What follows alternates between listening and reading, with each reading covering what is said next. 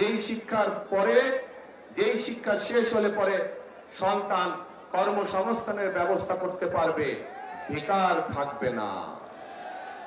প্রিয় ভাই বোনেরা, তরুণরা, যুবকরা কি চায়? তারা চায় কর্মসংস্থানের ব্যবস্থা।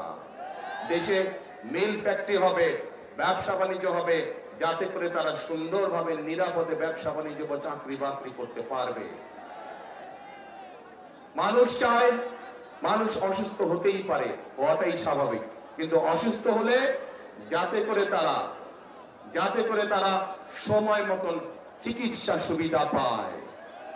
মানুষের মৌলিক চাহিদার মধ্যে এইগুলোই কম বেশি মৌলিক চাহিদা। এই যে যেমন আমাদের কৃষক ভাইরা, আমরা যদি ময়মনসিংহ এর কথা ধরি, ময়মনসিংহ সহ আশেপাশের জায়গাগুলো যদি দেখি, এখানে কৃষক ভাইদের অনেক সমস্যা রয়েছে। বিশেষ করে যদি ময়মনসিংহ আমরা দেখি, পোনা চাষ, মাছের যে পোনা, এইটি আরো অনেক বড় করা যেত।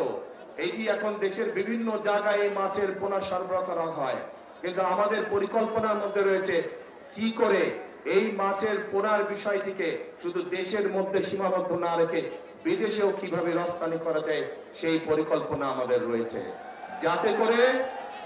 যাতে করে কর্মসংস্থানের সুযোগ তৈরি হয়, যাতে করে এই এলাকার মানুষ শুধু একটি নয়, এরকম আরো প্রতিষ্ঠান তৈরি করার মাধ্যমে আরো মানুষকে কর্মসংস্থানের ব্যবস্থা করা যায়।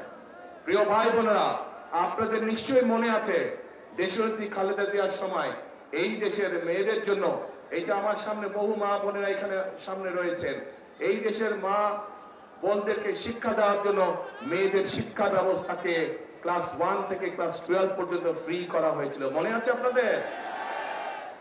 প্রিয় ভাই বোনেরা, সেই মা বোনরা শিক্ষিত হয়েছে। আজকে যদি স্কুল, কলেজ, বিশ্ববিদ্যালয়ে আমরা যাই, আমরা দেখবো যে ছেলেদের পাশাপাশি সমান সংখ্যক মেয়েরা লেখাপড়া করছে।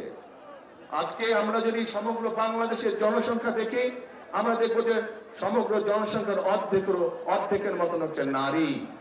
কিন্তু এই আমরা যদি দেশকে সামনে এগিয়ে নিয়ে যেতে চাই, পারবো না। এবং সেই জন্যই আমরা দেশে নারীদের জন্য, মায়েদের জন্য, আমরা গৃহিণীদের জন্য, বিশেষ করে খেটে খাওয়া মানুষ যারা, সেই পরিবারের গৃহিণীদের জন্য আমরা একটি ফ্যামিলি কার্ড নামে কার্ড দিতে চাই মা বোনদেরকে, যাতে করে এই ফ্যামিলি কার্ডের সুবিধা প্রত্যেকটি মানুষের, প্রত্যেকটি পরিবারের কাছে, অল্প হলেও প্রত্যেকটি পরিবারের কাছে পৌঁছতে পারে, এবং যাতে করে তারা প্রতি মাসে কিছুটা হলেও স্বাচ্ছন্দ্যে কয়েকটি দিন অতিবাহিত করতে পারে, একটু হলেও যাতে করে তাদের সহযোগিতা হয়। ঠিক একইভাবে একটু আগে আমি ময়মনসিংহের মৎস্য চাষীদের কথা বলেছি।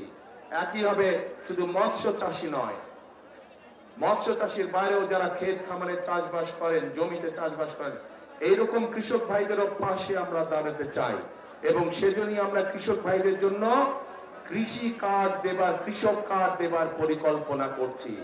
কৃষক কার্ড কথাটি শুনেছেন আপনারা আগে? এই কৃষক কার্ড কেন আমরা দিতে চাচ্ছি? বাংলাদেশের অধিকাংশ মানুষ কৃষির সাথে জড়িত।